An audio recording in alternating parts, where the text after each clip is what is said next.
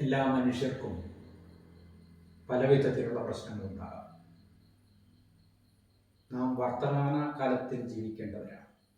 എന്നാൽ ചിലർ ഭൂതകാലത്തെ ചുമന്നുകൊണ്ട് നടക്കുന്നു.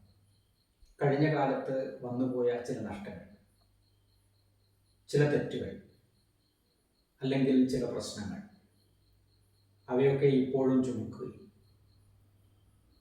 അവയെക്കുറിച്ച് പദം പറഞ്ഞ് പരിതപിക്കുകയും കുറ്റപ്പെടുത്തുകയും അങ്ങനെ വർത്തമാനകാലത്തിൻ്റെ സൗഭാഗ്യങ്ങളെ നഷ്ടപ്പെടുത്തുകയും ചെയ്യുന്ന ധാരാളം ആൾക്കാർ.